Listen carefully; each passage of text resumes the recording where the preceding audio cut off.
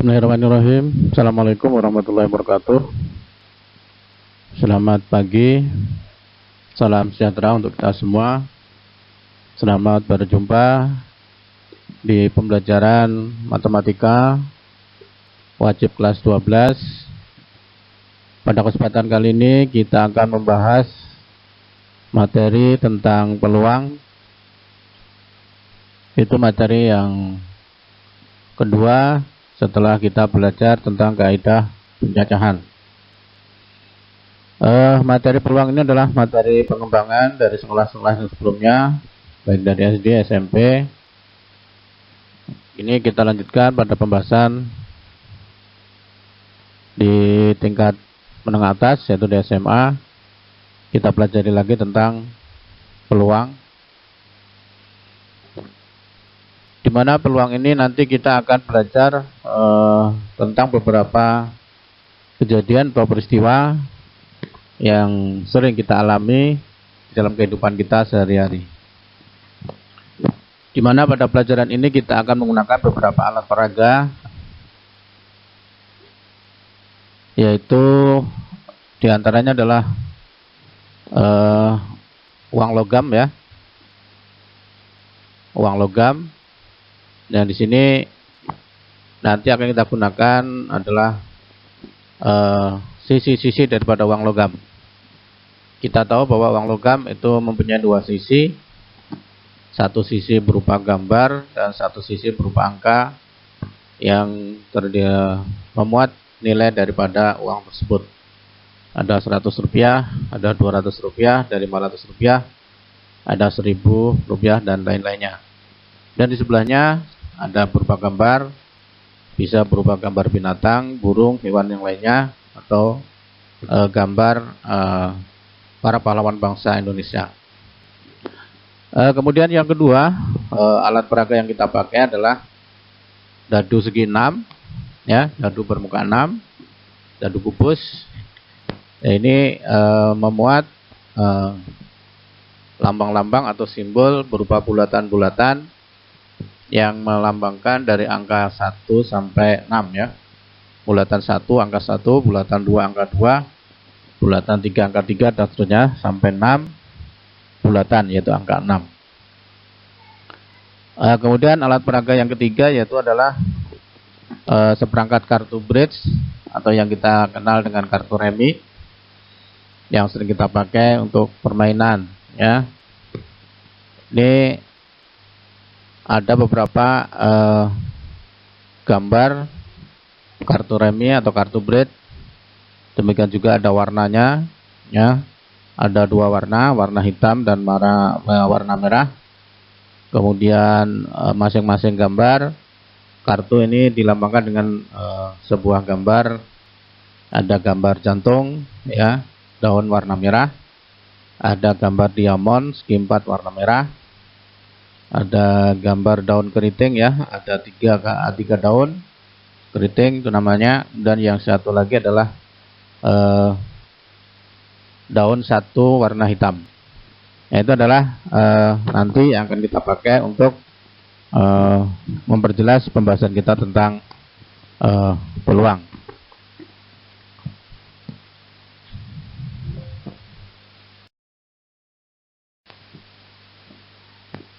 Baiklah, anak-anak sekalian, sebelum kita membahas peluang lebih lanjut, kita pahami dulu beberapa pengertian yang berkaitan dengan peluang.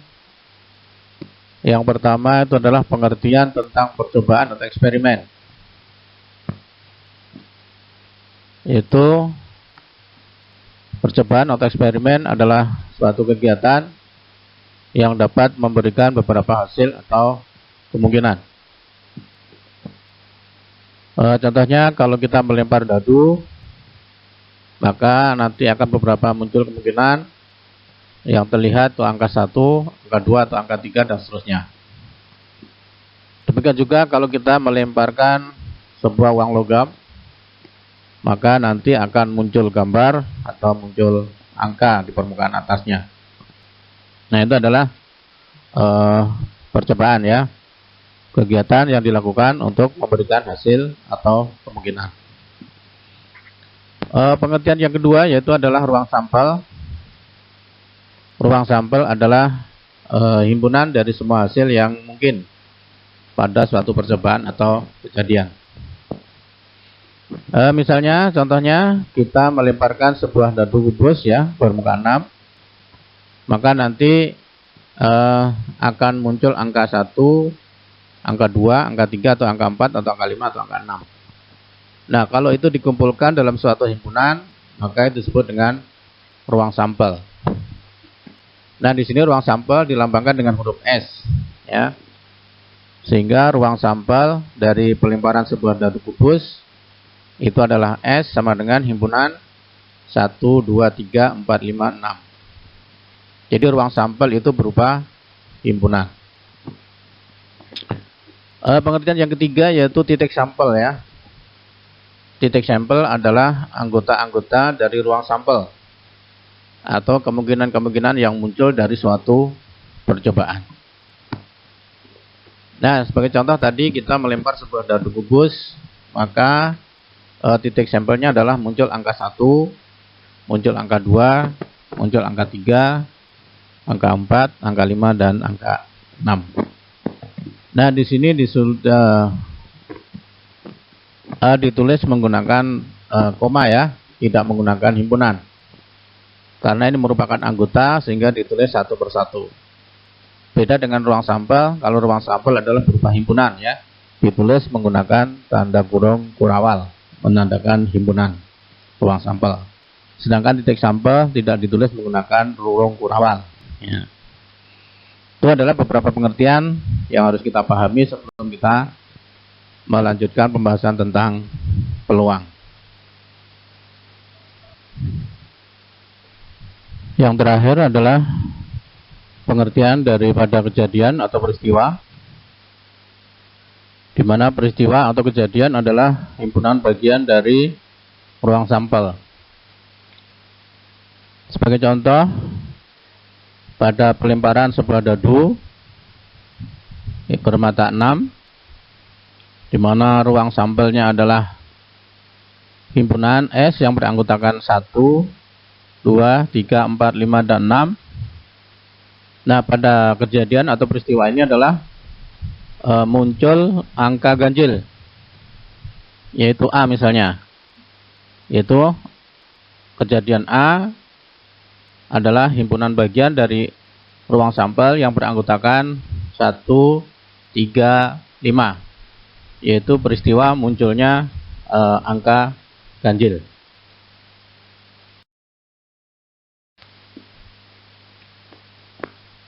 Baiklah, anak-anak sekalian, pada tayangan kali ini kita tampilkan sebuah alat peraga yang akan kita pakai dalam pembahasan peluang, yaitu uang logam.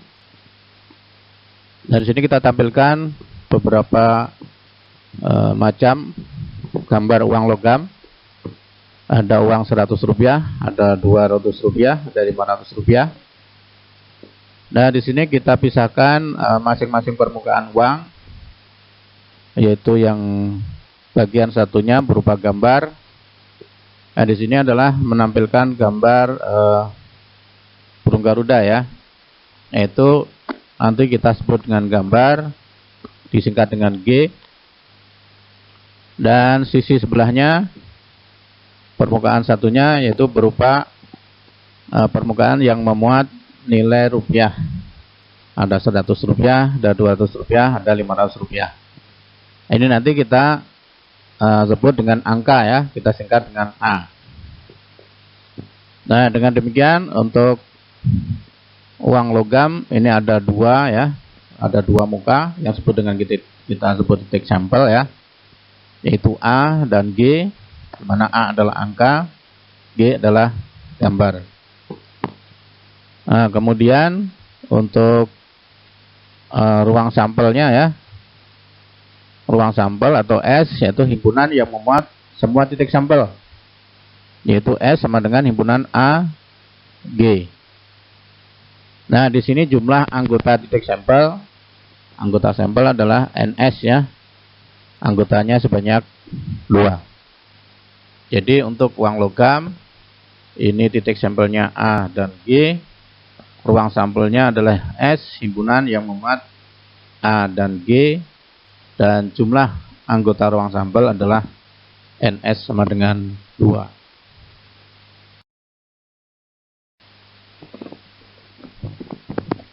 Alat peraga berikutnya adalah dadu kubus atau dadu bermuka 6, di mana setiap muka itu ada simbol-simbol yang mewakili suatu angka, yaitu simbol bulatan 1, angka 1, bulatan 2, angka 2, bulatan 3, angka 3, bulatan 4 sama dengan angka 4, bulatan 5 sama dengan angka 5, dan bulatan 6 sama dengan angka 6. Sehingga di dalam alat peraga kubus ini, dadu kubus ini ada 6 titik sampel ya, yaitu angka 1, angka 2, angka 3, angka 4, angka 5, dan angka 6. Dengan demikian ruang sampelnya yaitu S ya, himpunan yang terdiri dari angka 1, 2, 3, 4, 5, dan 6. Sehingga anggota titik sampelnya, anggota ruang sampel atau disingkat dengan NS, yaitu sama dengan 6. Nah, ini adalah alat peraga yang kedua, dadu kubus atau dadu bermuka 6 yang memuat angka 1, 2, 3, 4 sampai 6 ya. Jumlah titik sampelnya ada angka 1, 2, 3, 4, 5, 6. Sedangkan ruang sampelnya S adalah himpunan yang memuat angka 1, 2, 3, 4, 5, 6. Dan jumlah anggota ruang sampel sebanyak 6.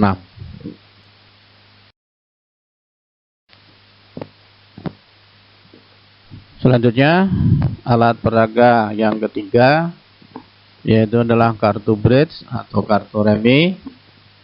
Nah, kartu ini terdiri dari beberapa gambar dan warna ya.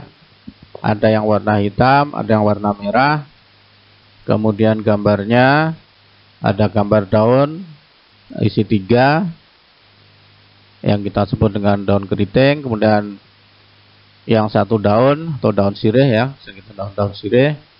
Kemudian ada gambar jantung, daun warna merah, dan gambar diamond ya, segi 4 warna merah. Nah, kartu-kartu ini terdiri dari beberapa macam. Ada gambar satu daun ya, ada satu gambar yang sering kita sebut dengan kartu as. Kemudian ada gambar yang berisi 2 ya. Kartu berisi 2 gambar dengan nomor 2. Kartu berisi 3 gambar nomor 3. Kartu berisi 4 gambar nomor 4. Dan seterusnya. Kemudian juga ada kartu yang memuat gambar manusia ya, gambar orang. Nah, di sini ada 3 gambar yang memuat gambar orang dengan simbol C, Q, dan K ya. Nah, ini adalah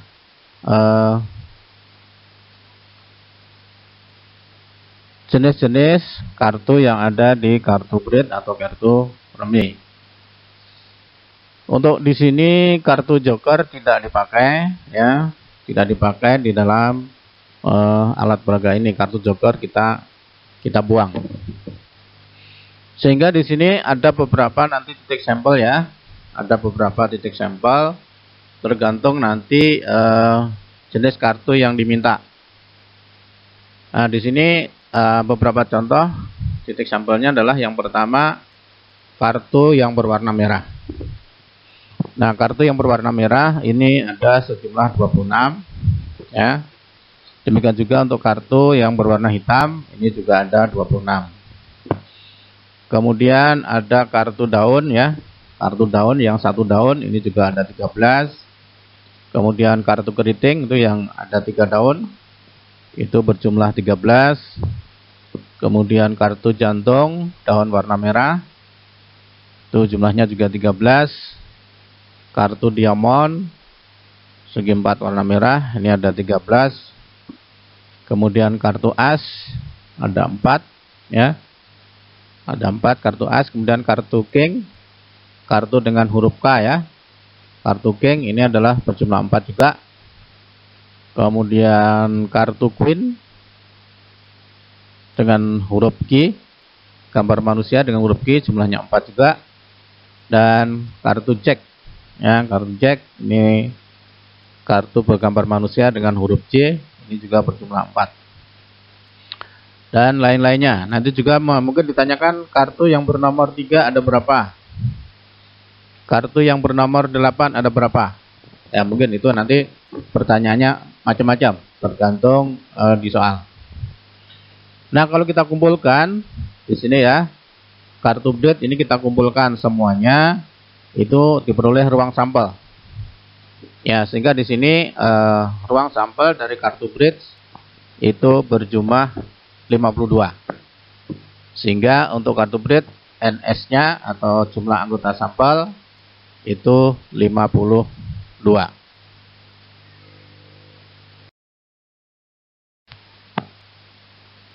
Selanjutnya akan kita bahas cara menyusun anggota ruang sampel. Baik, untuk yang pertama kita ambil percobaan melempar 2 buah uang logam 1 kali secara bersamaan. Untuk menyusun anggota ruang sampel 2 uang logam, kita buat tabel yang memuat kedua uang logam tadi, yaitu uang logam 1 sebelah kiri warna hijau, uang logam 2 di atas warna kuning, sehingga dapat kita susun anggota ruang sampelnya dengan memasangkan masing-masing sisi uang logam. Yang pertama A dengan A, AA, kedua A dengan G, AG, ketiga G dengan A, GA, dan keempat G dengan G atau GG. Sehingga semua hasil yang mungkin terjadi dari percobaan tersebut adalah pasangan dari AA, AG, GA, dan GG. Sehingga diperoleh titik sampel yaitu AA, AG, GA, dan GG. Dengan demikian ruang sampelnya adalah himpunan yang memuat titik sampel tadi, yaitu himpunan yang memuat AA, AG, GA, dan GG, sehingga NS-nya sama dengan 4. Nah, 4 ini diperoleh dari 2 pangkat 2. 2 yang warna merah sebagai pokok ini adalah jumlah sisi mata uang. Dan pangkatnya warna biru 2 itu adalah jumlah uangnya, yaitu 2. Kemudian kejadian adalah himpunan bagian dari ruang sampel. Ya, himpunan bagian dari ruang sampel itu himpunan yang memuat AA, himpunan yang memuat AG, himpunan yang memuat GG, atau himpunan yang memuat GG. Ya, itu adalah cara menyusun anggota ruang sampel untuk percobaan melempar 2 buah uang logam 1 kali bersamaan. Selanjutnya kita akan menyusun anggota ruang sampel untuk percobaan melempar sebuah uang logam dan sebuah dadu 1 kali secara bersamaan.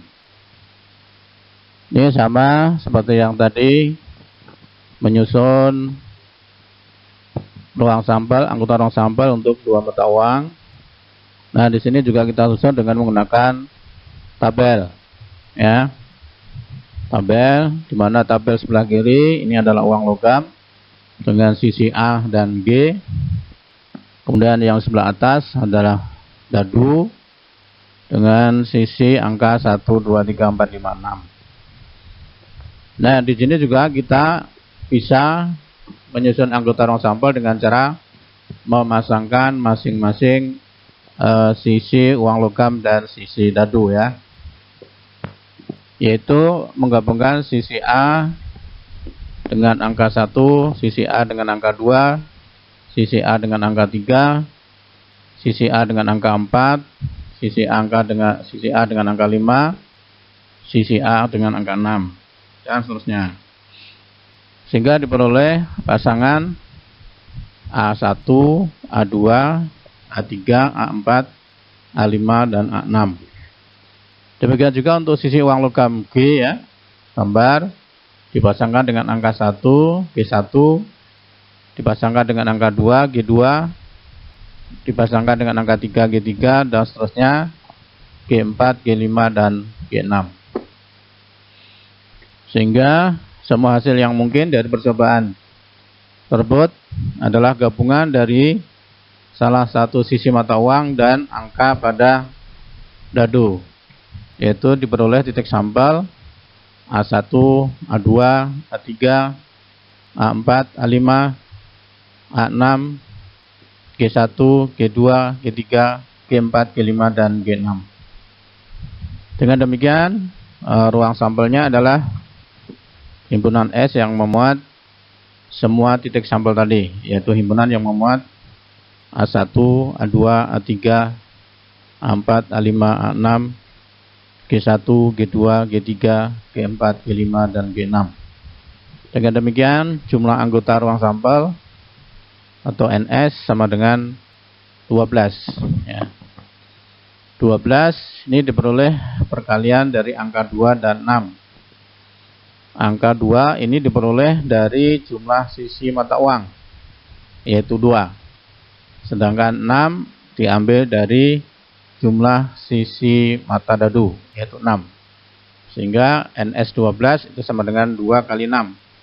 Jumlah sisi mata uang dikali jumlah sisi dadu.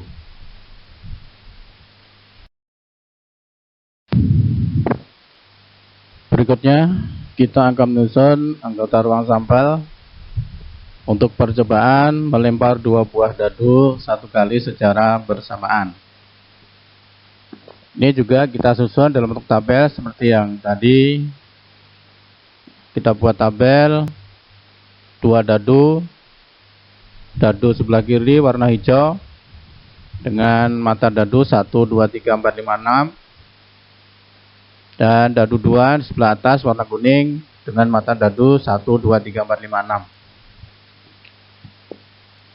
6. Dengan memasangkan masing-masing mata dadu 1 dan dadu 2, maka kita peroleh pasangan 1 dengan 1, 1 dengan 2, 1 dengan 3, 1 dengan 4, 1 dengan 5, 1 dengan 6, 2 dengan 1, 2 dengan 2, 2 dengan 3, 2 dengan 4, 2 dengan 5, 2 dengan 6, dan seterusnya, sehingga kita peroleh sampai pasangan 6,6. 6 dengan 6. Dengan demikian, ruang sampel dari 2 mata dadu ini adalah S dengan anggota himpunannya adalah pasangan 11, 12, 13, 14, 15, 16, dan seterusnya sampai pasangan 6 dengan 6. Kalau kita hitung semua titik sampel pada ruang sampel ini berjumlah 36. Jadi banyaknya anggota ruang sampel atau NS ini sama dengan 36. Ya, 36 ini diperoleh dari 6 pangkat 2. Ya, 6 itu adalah jumlah sisi mata dadu, yaitu 6. Sedangkan pangkatnya 2 itu adalah banyaknya dadu, ada 2. Sehingga untuk ruang sampel percobaan melempar 2 buah dadu secara bersamaan, ini diperoleh jumlah anggota ruang sampel atau banyaknya titik sampel adalah NS sama dengan 36, yaitu 6 pangkat 2. 6 jumlah sisi dadu dipangkat banyaknya dadu, yaitu 2.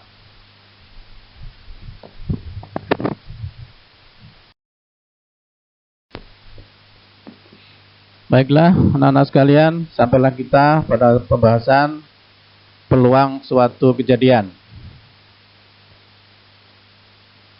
Adapun pengertian peluang kejadian adalah sebagai berikut.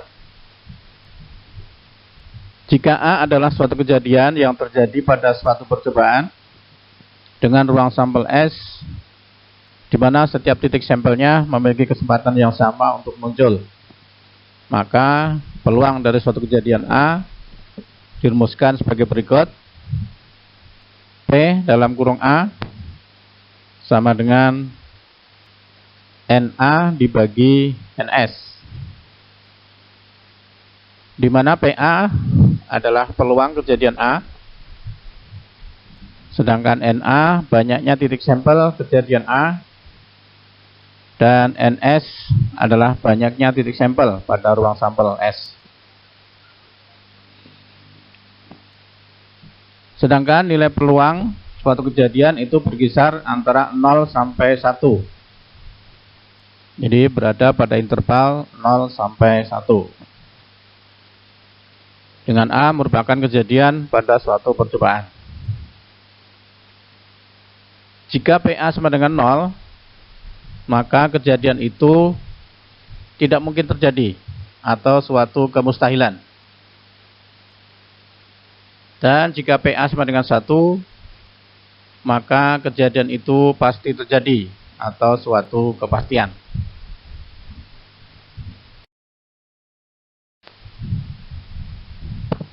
Baiklah, anak-anak sekalian, untuk mempermudah pemahaman kita tentang peluang, marilah kita simak beberapa pembahasan soal berikut ini. Contoh yang pertama, sebuah dadu dilempar undi 1 kali, berapakah peluang muncul bilangan ganjil? Pembahasan. Untuk ruang sampel satu dadu, yaitu S, adalah himpunan yang beranggotakan 1, 2, 3, 4, 5, dan 6. Sehingga NS atau banyaknya titik sampel pada ruang sampel adalah 6. Sedangkan kejadian A adalah kejadian muncul bilangan ganjil. Sehingga A adalah sebuah himpunan bagian dari ruang sampel yang beranggotakan angka 1, 3, dan 5. Dengan demikian, banyaknya NA atau banyaknya titik sampel kejadian A adalah 3. Maka dengan demikian, peluang kejadian A atau peluang muncul bilangan ganjil adalah PA sama dengan NA dibagi NS sama dengan 3 dibagi 6 sama dengan 1/2 atau setengah. Jadi pada percobaan melempar sebuah dadu 1 kali, peluang muncul bilangan ganjil adalah bernilai setengah.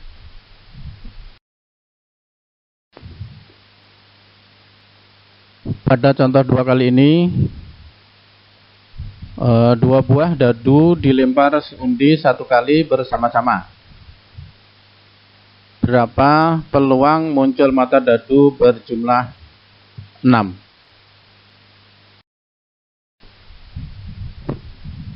Oke, mari kita bahas bersama-sama. Untuk ruang sampel 2 buah dadu adalah S, yaitu 6 pangkat 2 sebanyak 36, yaitu adalah himpunan S yang terdiri titik sampelnya 1,1, 1,2, 1,3, 1,4, 1,5, 1,6, 2,1, 2,2, dan seterusnya sampai pada titik sampel 6,6. Dengan demikian, jumlah titik sampel pada himpunan sampel pada ruang sampel NS adalah 36.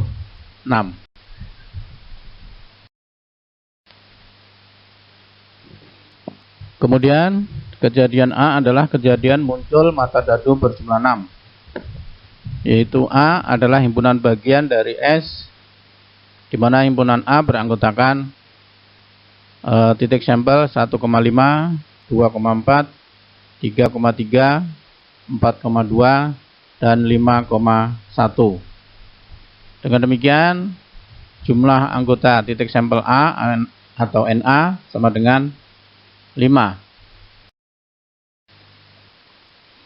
Sehingga peluang kejadian A muncul mata dadu berjumlah 6 adalah PA sama dengan NA dibagi NS sama dengan 5 dibagi 36.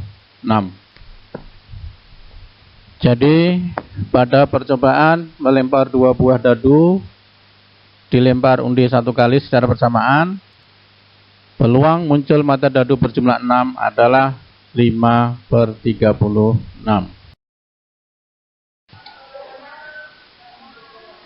Baiklah, untuk contoh yang ketiga, dalam sebuah keranjang buah terdapat 5 buah apel dan 7 buah manggis. Jika akan diambil 4 buah secara acak, berapa peluang terambil 1 apel dan 3 manggis? Oke, mari kita bahas bersama-sama. Dalam peristiwa ini, ruang sampelnya adalah kombinasi pengambilan 4 buah dari 12 buah yang ada, yaitu 5 buah apel dan 7 manggis. Yaitu NS sama dengan kombinasi 12 diambil 4, yaitu 12C4. Sama dengan 12 faktorial dibagi 12 dikurang 4 faktorial dikali 4 faktorial. Sama dengan 12 faktorial dibagi 8 faktorial dikali 4 faktorial. Kemudian kita jabarkan 12 faktorial yaitu 12 kali 11 kali 10 kali 9 kali 8 faktorial. Kemudian dibagi dengan 8 faktorial dikali 4 kali 3 kali 2 kali 1. Dengan penyederhanaan yang 8 faktorial sama-sama kita coret atas dan bawah, sehingga memperolehkan hasil yaitu pembagian dari 12 kali 11 kali 10 kali 9 dibagi 4 kali 3 kali 2 kali 1. Diperoleh 11.880 dibagi 24 sama dengan 495. Jadi NS-nya atau banyak titik sampel adalah 495.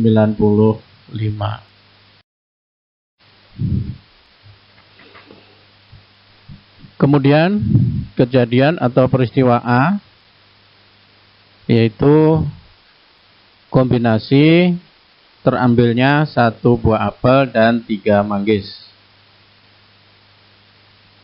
Atau boleh dikatakan NA, ya. Jumlah titik sampel kejadian A, NA, itu adalah perkalian kombinasi dari 5C1, ya. 5C1 itu adalah pengambilan 1 apel dari 5 apel. 5C1. Kemudian dikali 7C3. 7C3 ini adalah pengambilan 3 manggis dari 7 manggis yang ada.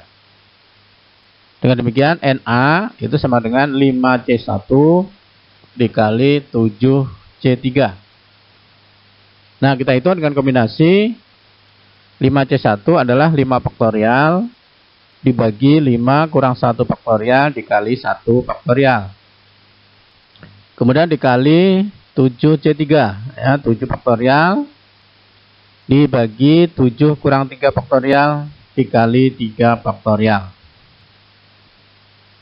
Menghasilkan 5 faktorial dibagi 4 faktorial dikali 1 dikali 7 faktorial dibagi 4 faktorial kali 3 faktorial. Kemudian kita jabarkan 5 faktorial, ya. Itu adalah 5 kali 4 faktorial dibagi 4 faktorial kali 1. Kemudian dikalikan dengan 7 faktorial dibagi 4 kali 3 faktorial, ya. Sehingga 7 kali 6 kali 5 kali 4 faktorial dibagi 4 faktorial dikali 3 kali 2 kali 1. Dengan penyederhanaan, masing-masing 4 faktorial kita coret, kita hilangkan, diperoleh 5/1 dikali dengan 7 kali 6 kali 5 dibagi 3 kali 2 kali 1. Sehingga di sini kita peroleh hasil adalah 5/1, 5. Kemudian 7 kali 6 kali 5 dibagi 3 kali 2 kali 1 sama dengan 35. Sehingga hasilnya adalah 5 dikali 35 sama dengan 165. Sehingga dengan demikian peluang kejadian terambil 1 apel dan 3 manggis, yaitu PA sama dengan NA dibagi NS, yaitu sama dengan 165 dibagi NS-nya 495. Kemudian masing-masing kita sederhanakan, kita bagi 5, diperoleh hasil 35/99. Jadi kesimpulannya adalah dari peristiwa pengambilan buah apel ya dan manggis dari sebuah keranjang yang terdiri dari 5 apel dan 7 manggis, kemudian diambil ya 4 buah secara acak, maka peluang terambil 1 apel dan 3 manggis adalah 35/99.